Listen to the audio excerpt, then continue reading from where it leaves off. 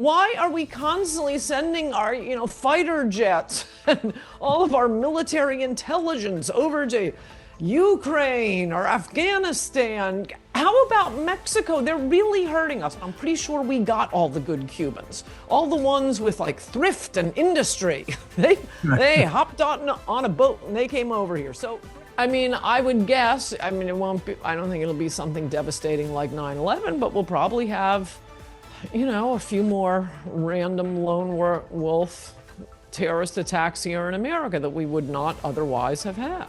Tim Dillon, the comedian, said, I retweeted this last night, he gave a little monologue saying, hey, everybody, just tell Trump, great job, we won. Thanks, President Trump, anything to get him to stop this pointless war.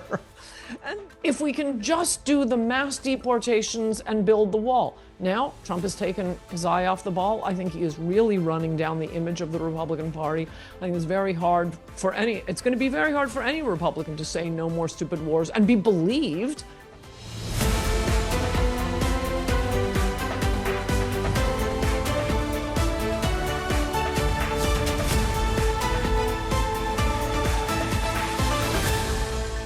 Welcome to another edition of SOS America. I'm Charles Feldman. Thank you for being with us.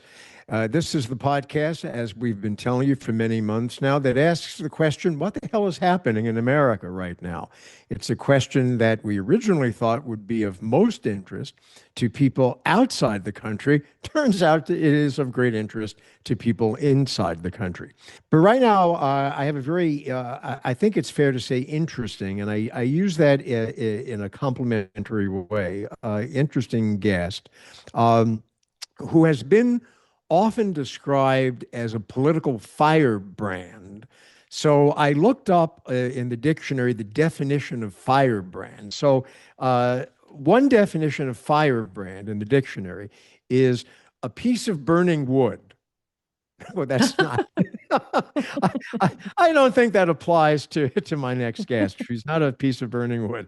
But the other one I think does. A person who is passionate about a particular cause, typically inciting change and taking radical action. I think that does actually describe our guest, Ann Coulter, who is a conservative, for whatever one wants to consider the word conservative to mean, conservative political commentator, author, an attorney also by training, and very nice to have you with us on SOS America. Thank you.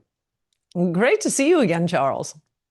So let me start off. I know we once talked about this a long time ago on my old radio show, but much more time has gone by, much more of Donald Trump in the White House. And I should point out to people who may not be familiar with you, especially if they are not watching this in the United States, that, you were, and I think it's fair to say, you were a supporter of Donald Trump when he first ran, the first time around in the White House. You even wrote a book that had the title "In Trump We Trust," right? So, and then you soured on him. Maybe he soured on you too, because I know you guys used to communicate, right? Maybe you still do. I don't know. We'll find that out. So the first question is, what happened? Why did your love affair, if you wish, with Donald Trump, political love affair, why did that come crashing to earth? I was a huge supporter, and just a few weeks into his campaign after the Mexican rapist speech, at the time I remember all my friends saying, wait, you're not supporting Trump, are you? We were all familiar generally with his persona, which was not like, Cary Grant exactly. And I said, look, yes, I know he's an Arabist, vulgarian. Don't get me wrong. I understand all the reasons a lot of people dislike him. I see their point. But I've been waiting to vote on this basket of issues my whole life, mainly immigration, the wall. And for those of you who don't remember, oh my gosh, that was front and center of his entire campaign, 2015, 2016, at every rally, and he had rallies constantly. I mean, there are chalk etchings, there are T-shirts. It was build the wall, build the wall. There were jokes about build the wall. I've had other friends of mine who supported Trump and noticed that there was never a wall, say, oh, I never thought there was going to be a wall. Well, I'm sorry, that's a lie. You couldn't not think there was the one thing I thought we were going to get, and they all thought we were going to get, was a wall. And once he became president, I mean, I think his Achilles heel is, which was always a danger, was that he really wants to be loved by New York elites, all the people who hate him. That was always a winning point for me, the fact that New York elites hated him. I thought he had finally gotten the message. They don't like you. Stop trying to impress them. And boy, his campaign was not designed to impress New York elites. But when he got into office, that's who he wanted to impress. He hired all swamp creatures. I was very gentle with him for a while, other than this has come out not originally from me, but from him. I did show up in the Oval Office around March of his first year and stood at the Resolute desk yelling at him because he hadn't done anything on the wall. He hadn't done anything on NAFTA. The basket of issues being no more pointless wars, immigration, immigration, immigration, and bringing trade back. And I think he kind of punted on all of them while trying to get the New York Times to like him. Well, I'm fascinated by this. I'm trying to picture this in my head now. So you're in the Resolute at the Resolute desk in the Oval Office, right? And as you just described it, you're yelling at the President of the United States. How does that go down? How does that work? Well, it started off relatively gentle, as my tweets did. I was, for the first, I don't know, 2 years, a little less than 2 years, I would nudge him on Twitter, very gentle complaints, my border wall update that I would issue daily. Miles built today, 0. Miles built yesterday, 0. Next update tomorrow. So that went on and on and on. And then when he signed the third funding bill out of Congress with no funding for the wall, which, by the way, he never needed, but he seemed to think he needed. So if you think you need it, can you call up the Republican House and the Republican Senate and tell them you need wall funding? No. But no, he hired all those ridiculous woke generals.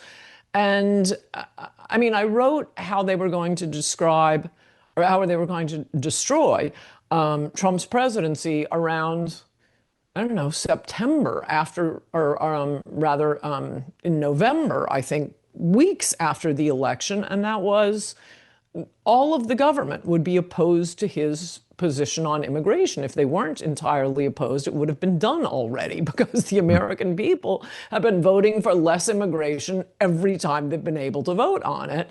And somehow it never gets done.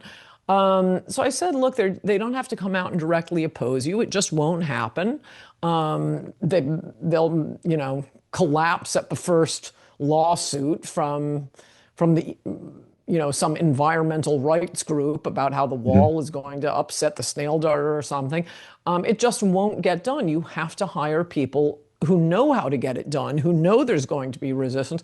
And no, he did none of that. So I was very, very down on him term one. And across our 2,000-mile border, how many miles of wall got built? Only in his last year, when he was about to face re-election, 31 miles. 31 miles of a 2,000-mile border. And by the way, I don't think he's built any of it yet. Now, second term. Second term started off with a bang, and I was, once again, yay, this is the Trump I voted for. He's back. And that even though he didn't win it, but even though he didn't build the wall that you just said was really of paramount importance to you, he didn't do it, but you still were willing to vote for him. Was your vote because you were so against voting for somebody like Kamala Harris?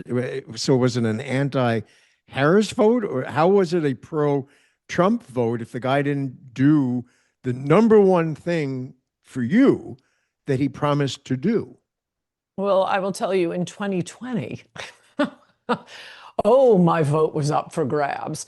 Um, I sat out in the parking lot outside the voters registrar. I filled out all the other ones were easy, initiatives, I don't know, Hmm. House, Senate, local elections. Those I filled out 60 seconds, and then I just sat there staring at Trump Biden. I mean, I'm sort of embarrassed to say this. Biden was so horrific, and I knew he would be.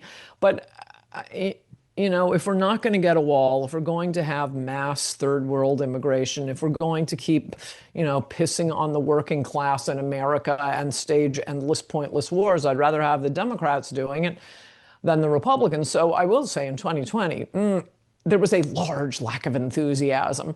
I was not at all surprised that he lost. There's one demographic that went down in votes for Trump in 2020 compared to 2016. He increased his vote among overall women, blacks, Hispanics, by education, this, that, or the other. The one demographic where his vote declined significantly was white males, and Hmm. the second largest was just white people generally.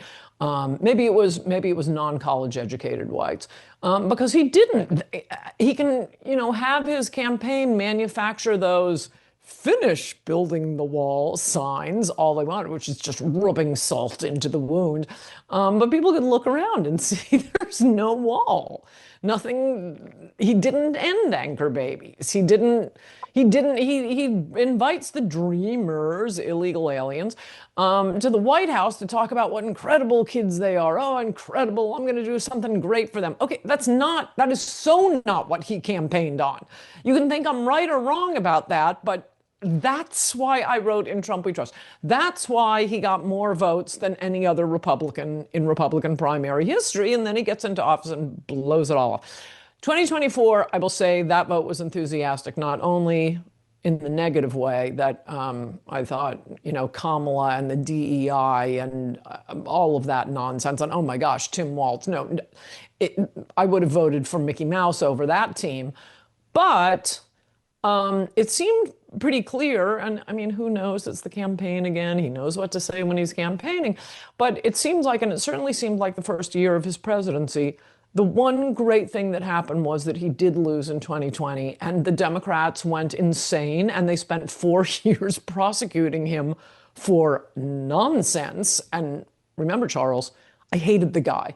And every one of those prosecutions, every one of those lawsuits, the only one that even described something that was actually against the law was the classified documents at Mar-a-Lago. They were under subpoena. That was genuinely against the law. Nothing else was even against the law. But, lots of presidents do that. You had the classified documents in Biden's garage. You had Hillary with, destroying her email servers. So, look, historically, presidents are given a lot of latitude on that. So even that was overreach. The one thing that even described something that was possibly against the law. And I think that made not only Trump really angry, which made him a better candidate and a better president, but it made, I mean, if supporters of any stripe really, really angry at the left for I mean, really this third world behavior, going after a president they just hated. Right, you don't believe that he won the election against Joe Biden, do you? No, no, no. I wrote quite a bit about No. that, making the point I just made to you. Right. Maybe it's because he didn't keep his promises. You know, look, presidents run on one or two or three big issues. You can't say this is the dozen things I'm running on, which, by the way, was Ron DeSantis's problem. Oh my gosh, he was just like checkbox conservative. Yep, I'm for this, I'm for this, I'm for this. No, no, no, just concentrate on how you were great on COVID, you're great on immigration, you're great on national security, whatever. He's a great administrator. No, he was all over the map. Okay, Reagan's big issues. I'm going to cut taxes and get the economy running again. And he did. I'm going to destroy the Soviet Union. We are going to win the Cold War. It's not going to be détente with the Cold War. And he did. And then he won the biggest re-election in U.S. history.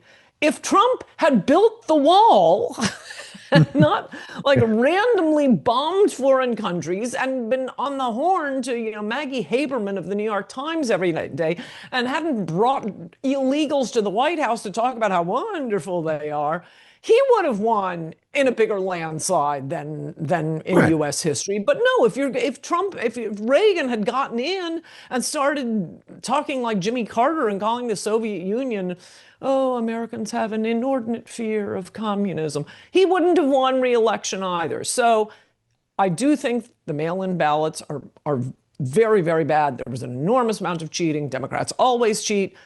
I'm sure they cheated in 1984 when Reagan won the biggest landslide in And U.S. history. do you vote by mail? Um, Be Generally, on, be honest. Yeah, well, go. I don't like to talk about where I live, so let's move on But from no, this. without It's saying where you live, relevant. It's but relevant. wherever it is that you live in the United States, have you ever Whether taken? Whether I have or haven't, I would be willing to give up the possibility of voting by mail to have a couple of things. One day for voting and no absentee. And that would hurt Republicans way more than it hurts Democrats because, who travels for some sort of job? Republicans. They're You know, businessmen. They're on the road. They're you on know the that plane. that answer alone shows that you were trained as an attorney. Just the way you answered that question. But all right, but all right, but let's all right. So you didn't build the wall, and the wall was really important to you and to many others, clearly, or they wouldn't have voted for the man. But I would make the argument that in 2024, a bigger promise that he made than building the wall, which, as you correctly pointed out, he really didn't do. There was some patchwork done to parts of the wall that were, sort of in ill repair, but certainly nothing along the lines of what he was talking about when he ran the first time. But the bigger promise he made for the term that he is now fulfilling is that he wouldn't get us involved in a foreign war. And in fact, the platform for the Republicans was, you want a foreign war, vote for the Democrats, vote for Kamala Harris. Then we're going to get enmeshed in some war in some far off land, and American boys and girls are going to, have their lives shattered because of it. Well, at the time we're doing this recording for the podcast, that promise certainly has not been fulfilled. It has been broken big time. Yep. Does that disturb you more than the fact that he didn't build a stupid wall? I'd say they're running pretty Equal. neck and neck. It's pretty All right. huge. I think it's a disaster. I think it's a disaster for the Republicans. I think it is a disaster for the Trump administration. Tim Dillon, the comedian, said, I retweeted this last night. He gave a little monologue saying, hey, everybody, just tell Trump, great job, we won. Thanks, President Trump. Anything to get him to stop this pointless war. And I mean, I've seen that all over from, Andrew Sullivan and David Sachs and me. I mean, I haven't written about it, but I've tweeted a lot about it. No, this Iran, the two eternals of American life are, we will never stop third world immigration, no matter how you vote, no matter how many times you tell politicians. And we will never stop staging pointless wars, utterly pointless wars that you taxpayers have to pay for, including, oh, by the way, a few war crimes at this point. Wow. Smashing that, killing 166 little schoolgirls, smashing, what is it, Lebanon's desalinization plant. Yeah. They can't survive without water. I mean, it's just 31 medical workers. It's one after another. And the argument always is, Charles, it's the same thing. Everybody we go to war with, it's Hitler. It's not Hitler. Number two, we don't want them to get a nuke. And look, a lot of countries have nukes. North Korea has a nuke. Yep. Pakistan has a nuke. At some point, a lot of countries are going to get nukes. MAD actually works pretty well. It's not our job to make sure every country doesn't get nukes. Oh, and footnote, I thought 3 months ago the attack on Iran completely obliterated their nuclear program. So we've got to stop defending every pointless war against countries that pose no danger to any American unless they're over there, or unless we let them come here. Well, you left out one. You left out one part of the equation, which is that those who are supportive of the war, including, by the way, the White House, clearly, is that the danger is not just to Americans, but the danger is to an ally of ours, which is the only democracy in the Middle East at the moment, although with many caveats, Israel. Mm-hmm. Do you not buy that? Is that not Well, worth doing this? no, it's in the abstract, it's worth it, but we obliterated their nuclear program, and I mean, this war after October 7th, I think I, like most people, thought pretty much anything. Do what you want. Netanyahu laid total waste to Gaza, just never ending, brutal attacks, and they didn't have regime change there. So how are they going to do it in a huge? Does anyone really think we're going to affect regime change in Iran and get something better?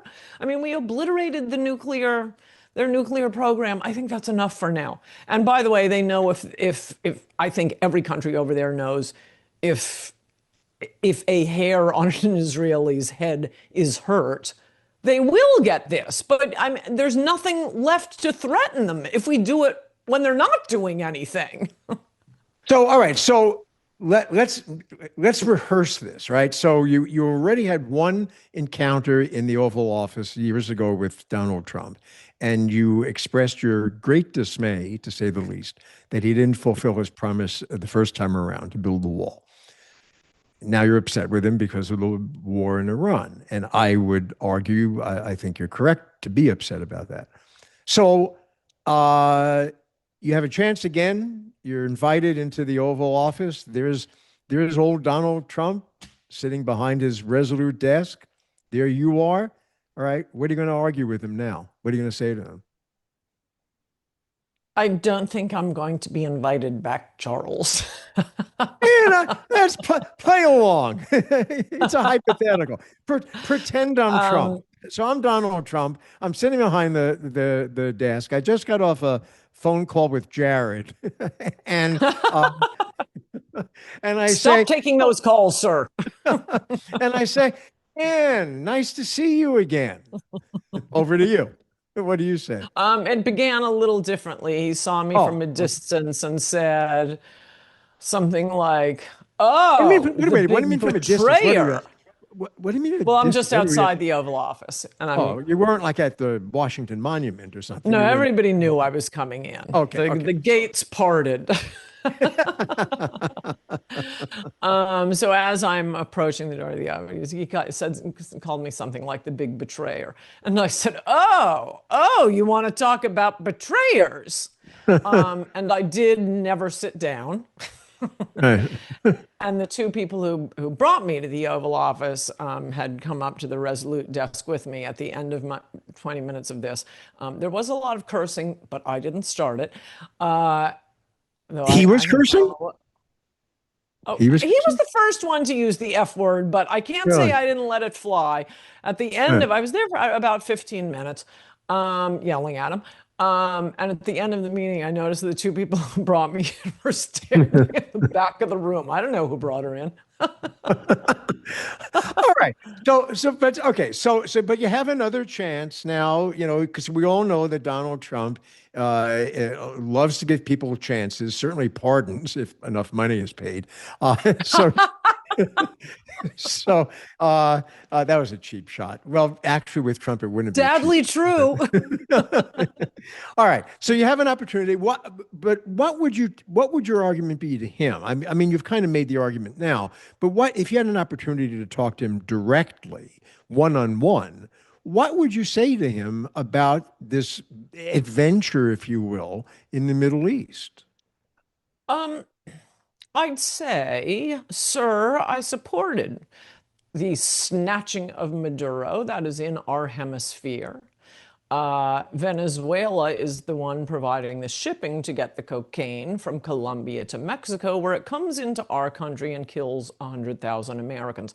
That is what not only was just such an impressive use of American military force, but that actually has something to do with keeping Americans safe.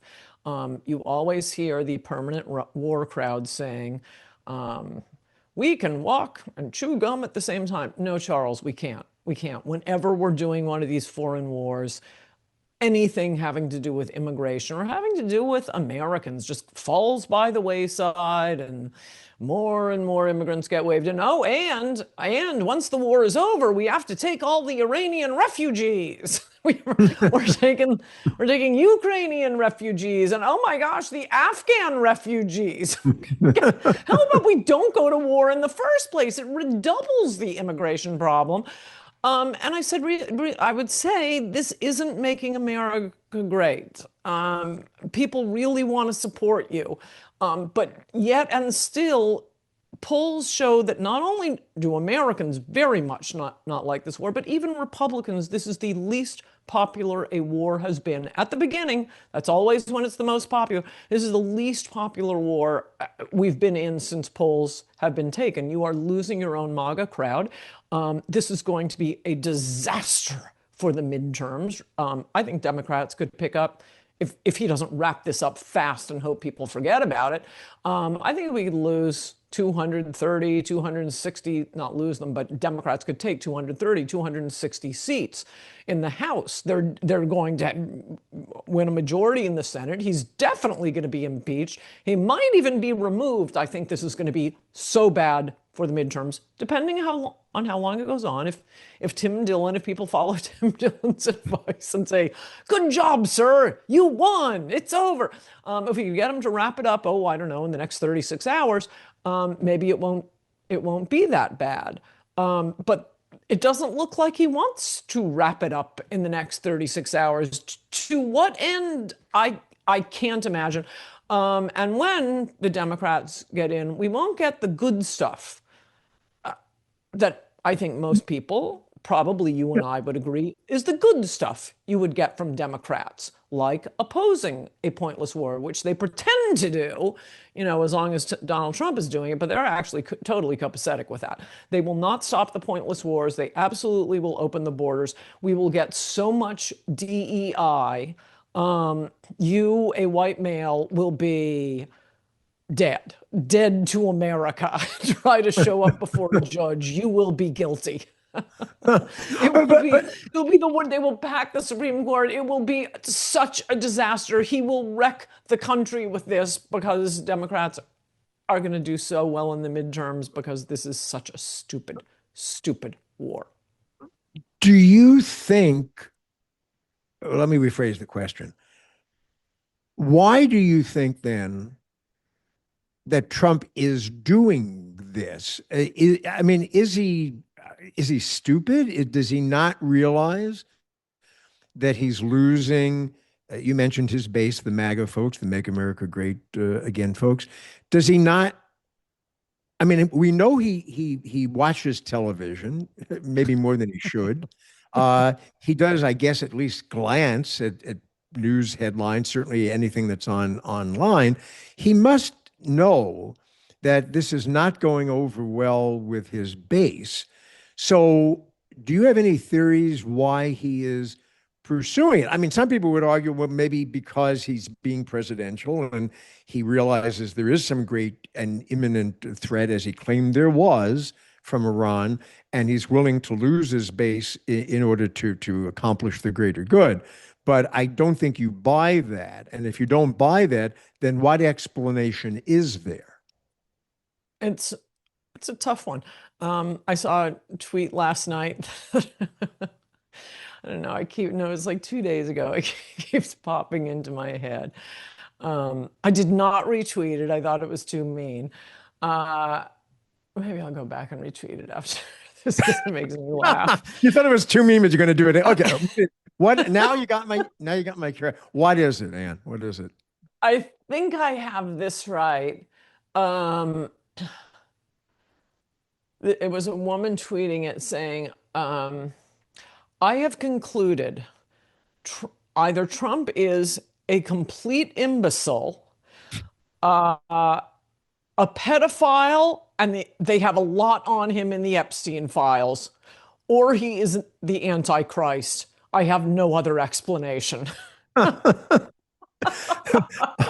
Wow. Okay. Well, let's take that one at a let's take that one at a time. Let's do it in reverse order. The Antichrist. I don't know. Are you religious? Do you Yes, buy that? but I think the problem with for one thing, we're never going to know. I don't think we'll know who the Antichrist is. The trick with the Antichrist is people always think it'll be, like Dracula.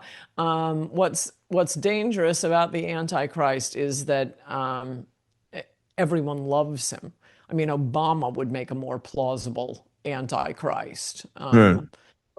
When half the country hates Trump with the hot hate of 1,000 suns, he can't be the Antichrist. So that one's off. Okay. All right. What's left?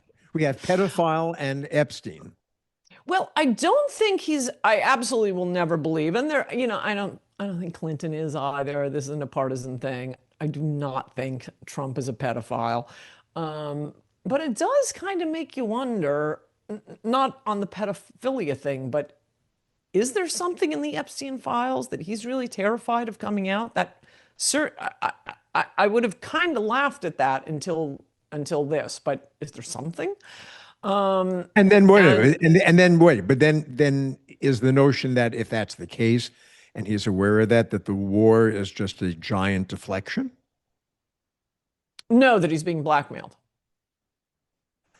Okay, being blackmailed, but the question is, why is he doing a war that he knows, and he must know, is not going over well with his own base? And my original question was, do you think he's stupid?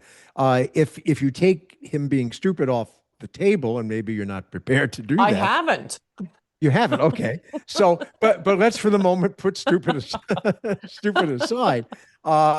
So even if he's being, blackmailed, that wouldn't explain going to war in Iran or in the, Was so someone blackmailing him into doing that?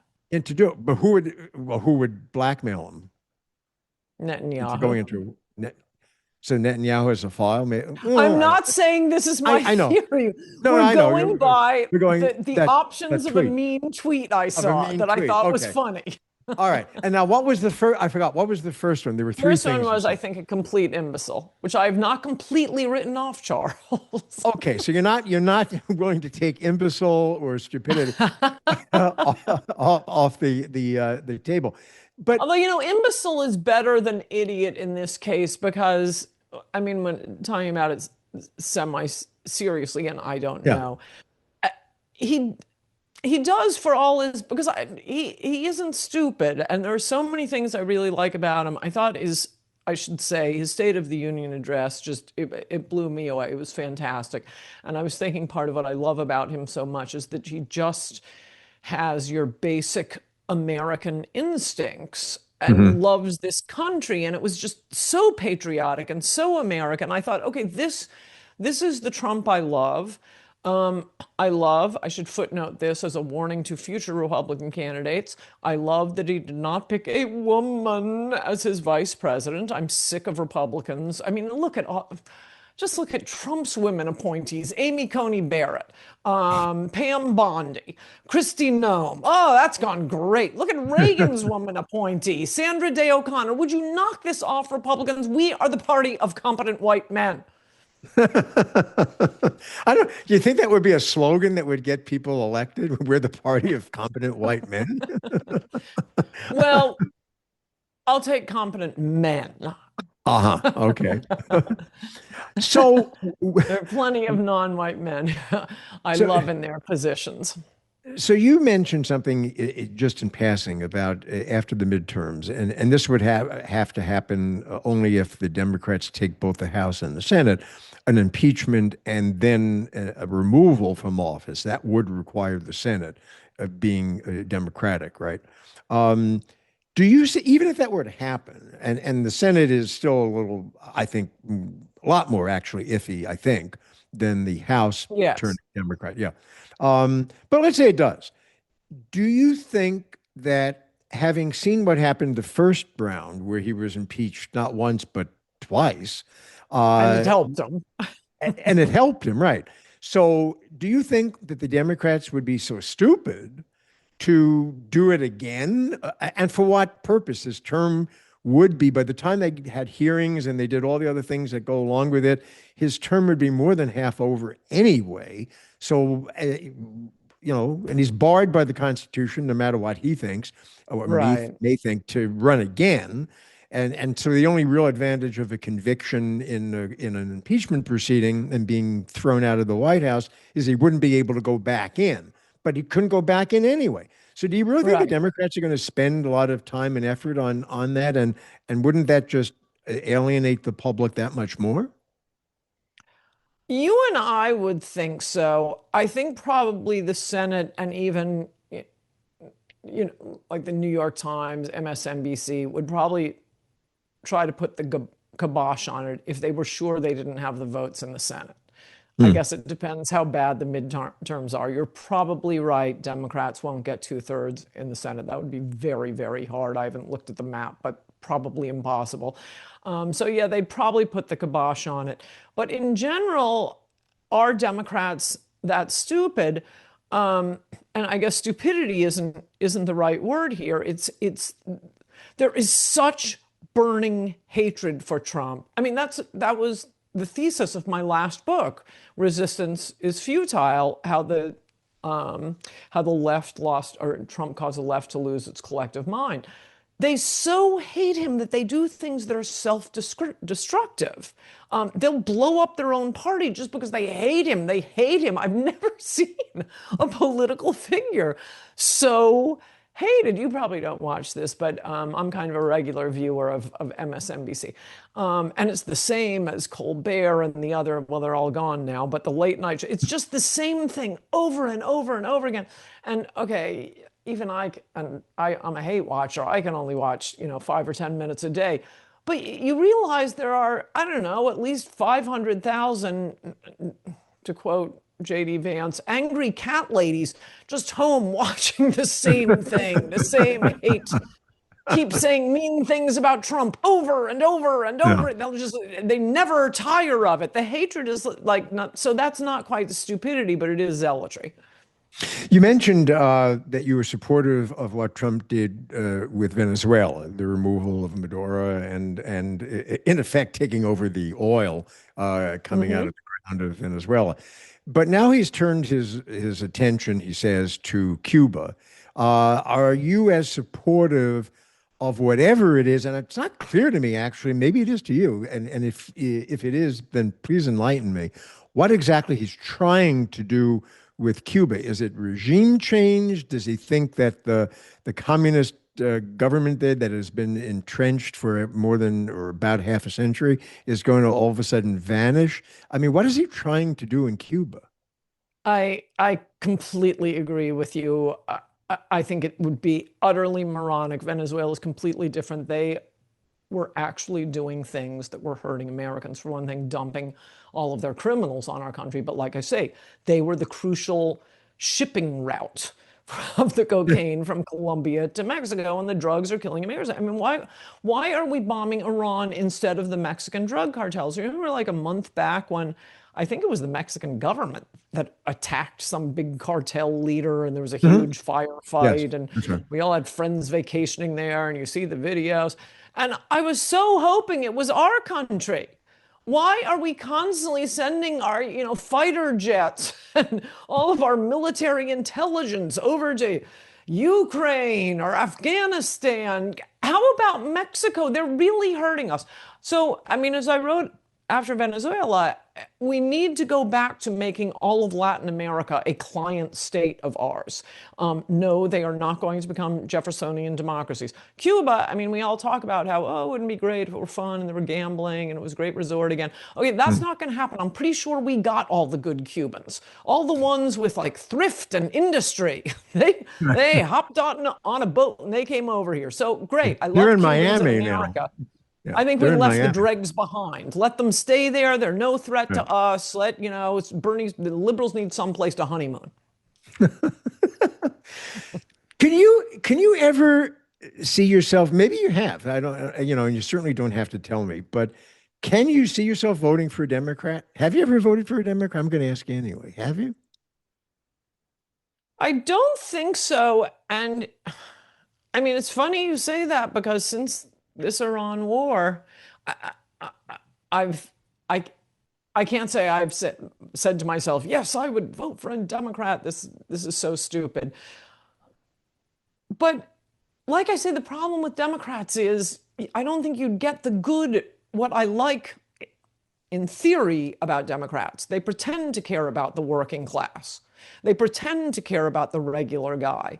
Um, they pretend to not oppose the quote genocide in Gaza. They would pretend they would put some brakes on this, on the war crimes, for example. But that's just them talking because Trump is president. I don't think we would get any of that. I think the progressives have moved in so far into the Democratic Party. I don't think we'd get any of the good stuff with the Democrats. Well, this will be the kiss of death, but if some Democrat Ned Lamont, the governor of Connecticut, which nobody's heard of because he's not a complete raving nutcase. He's a Democrat. He's been a great governor. Right. He's definitely way more liberal than I am on all kinds of things, but he's a good administrator. He's smart. He didn't destroy the state over COVID. There's no way the Democrats would ever nominate him. He's a white heterosexual male. Not a chance. Who do you think the Democrats will? Well, oddly enough, after saying that, they might nominate Gavin Newsom, whom I gather is a white metrosexual male. But on the plus side, he's kind of destroyed the state of California. So there's a feather in his cap. But would America vote for him, for Gavin? It is not beyond the realm of possibility, but I would have been much more pessimistic about it before this Iran war. I really think this is so. Look, maybe they'll wrap it up soon, and maybe I will happily eat my words if we could just pull out, get it over with, just make it this short nightmare of war crimes committed in our name for no point, and Americans dying for no point, not helping America. But the But longer also this as go on, yeah, but also as you know, and I mean, even if it were to be wrapped up in fairly short order, wars have consequences that go on and that are unpredictable for yes, often decades to come. So I don't think anyone is really in a position, and certainly not the White House, to know, even if it were to end, next week. The damage has been done. The bombing of Tehran and other parts of Iran. You alluded earlier in the podcast to that a very tragic episode involving schoolgirls in Iran, which the U.S. tried to say was the Iranians, but it turns out it looks pretty much like it was us. It was the U.S. that by mistake, but nonetheless that bombed that girls' school there. That's not going to make people in Iran start chanting life to America as opposed to yes, death to America. yes. No, you're right. I mean, remember when, for no reason at all, Trump assassinated, who was that? The Iranian names are all swimming in my head now. Oh, it was one Like of the big. I think it was a big. clerics. Yeah, He from the was on his Republican way Party. to Iraq. I can describe what he was doing. Yeah. Interestingly, Iraqis and Iranians are the ones who credited him with ending ISIS, with destroying ISIS. I know Trump gives himself all the credit. I'm not disputing it. But the Muslim Poobah Khomeini or something, anyway, I'm confused by all the Iranian names at this precise moment. He was on his way to a peace meeting in Iraq, allegedly, and out of the blue, Trump decides to assassinate him. Iraqis were upset by that. Americans had to pull all their troops out of Iraq. And at the time, one of the things I was thinking was, they'll bide their time, but wow, we have just pissed off Iran. And wow, we have just pissed off Iraq for no reason whatsoever. And now you have the school kids. And you've just knocked out the nuclear capability. And Iran was in the middle of making a deal with us. And we start a war with them. So yes, you are right. I mean, I would guess, I mean, it won't be, I don't think it'll be something devastating like 9/11, but we'll probably have, a few more random lone wolf terrorist attacks here in America that we would not otherwise have had. And that's bad. It's interesting, and I'm sure there'll be some historian who will watch this who will take issue with what I'm saying, but I think this is right because you mentioned that we launched the attack on Iran at a time when the United States was still engaged in negotiations, ostensibly to head off a war with Iran. But didn't way back before World War II, were the Japanese engaged in negotiations with the U.S. when they attacked Pearl Harbor, and we claimed, rightly so, that the Japanese were being disingenuous in their negotiations? Or is my history wrong about that? I don't think it is, but I might be. No, you could be right about that. We had some traitorous Americans persuading the Japanese that Americans were about to stage a sneak attack on them.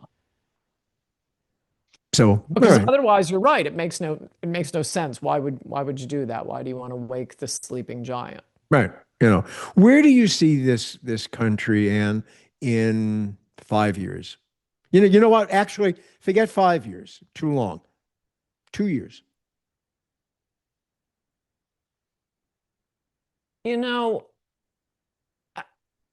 2 weeks ago, I would have said we would be much, much better off in a million different ways, because that is when Trump was concentrating on immigration. And I've said this a million times, although not once in your podcast, so I'll say it again.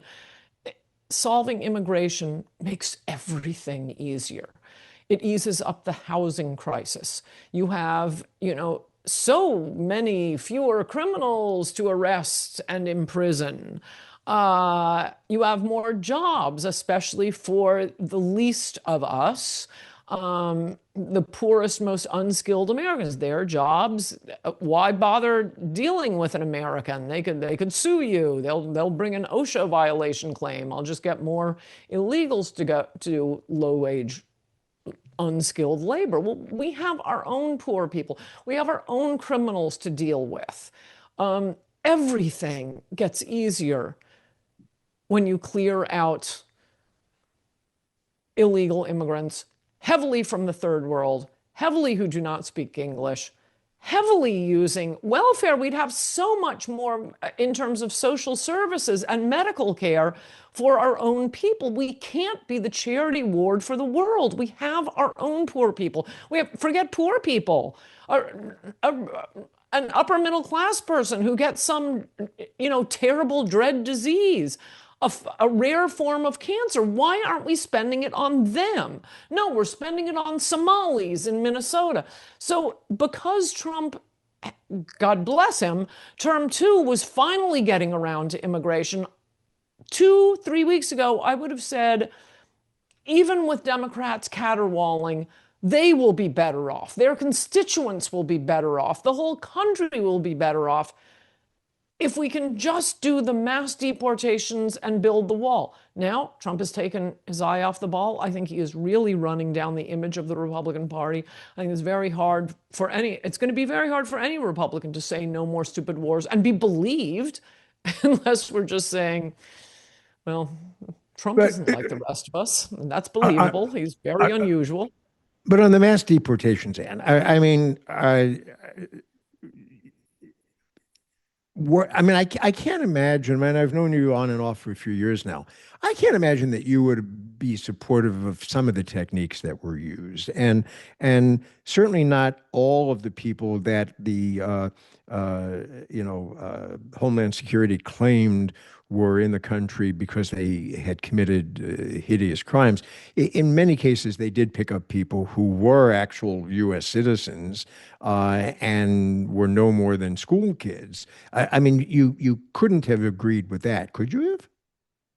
Well, it's like the it's like the abortion in the case of rape argument. It turns out the number of American citizens who were accidentally arrested was like 0.001%. But they'd make the cover of the New York Times and lead the news every single night. If you're going, this has been going on for a long, long time. There are at least 40, 50 million illegals. I obviously no, I wouldn't support mean, harsh techniques or rolling up U.S. citizens, but none of that would have to be done. I'm sorry, this is a cliche. Everybody said it, but it's true. None of this is happening in the red states because the red states are following, are obeying federal law. They are not interfering with federal immigration agents. But when you have these like BLM protesters out there trying to prevent federal immigration agents from doing their jobs. And as we know from Supreme Court case after Supreme Court case after Supreme Court case, immigration is a federal duty. The states have nothing to say about it. Nothing, nothing, nothing. It's outrageous. If some red state tried to defy federal law, I mean, as I've written about, some of your viewers, certainly your foreign viewers won't remember this, but little Elian Gonzalez, why was he sent back even though the Florida courts ruled? Janet Reno kept saying, oh, he was a Cuban boy. His mother drowned at sea, and his father, on behalf of Castro, said, no, we're taking him back to Cuba. So his Miami relatives, as they were called, the Cubans here in Miami, said, no, we want to keep him here, have a great life in America. So it went through family court. Janet Reno kept saying, we'll defer to whatever the Florida courts say. Florida courts finally rule, and they say under domestic family law, yes, Elian stays with his Miami relatives. And Janet Reno said, okay, we changed our mind. We're sending him back to Cuba. That goes, I don't think it went to the Supreme Court, but the Supreme Court refused to overturn the 11th Circuit, which is the same thing. And it rules immigration is the province of the federal government. The states have nothing to say. Janet Reno and Bill Clinton win. He goes back to a communist dictatorship. That's how much the federal government rules. Federal law is supreme on immigration, and it is outrageous having sanctuary states and sanctuary cities. I want red states to start declaring themselves sanctuaries from, federal taxes, sanctuaries from OSHA laws, sanctuaries from the EPA.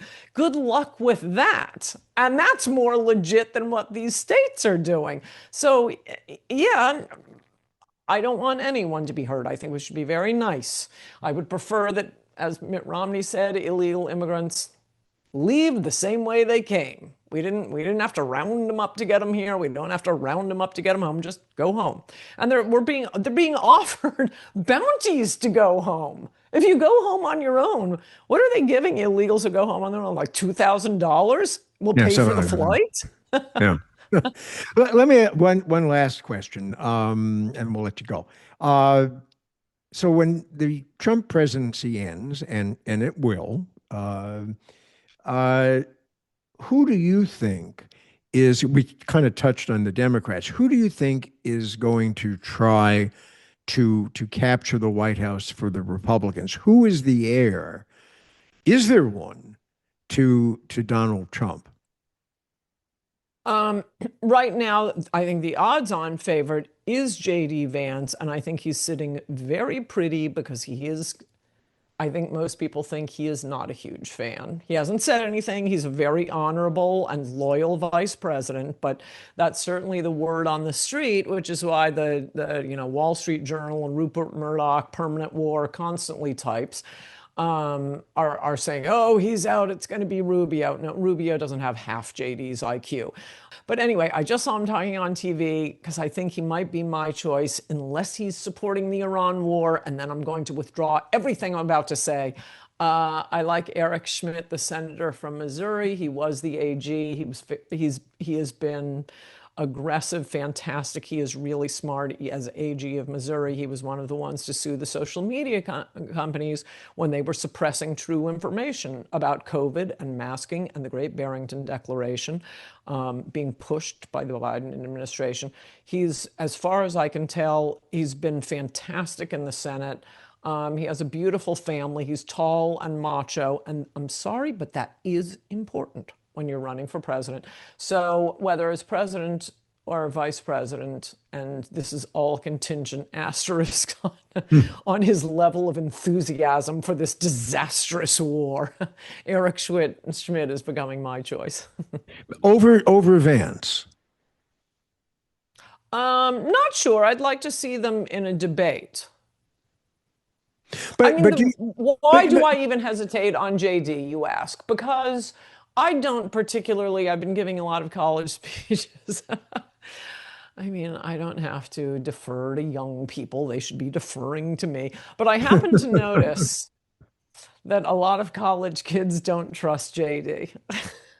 Well, but with good, don't you think with good reason? I mean, he is a bit of, not a bit, he is somewhat of an opportunist. I mean, he is a guy who heavily criticized Donald Trump before he got picked for the ticket, and you know that.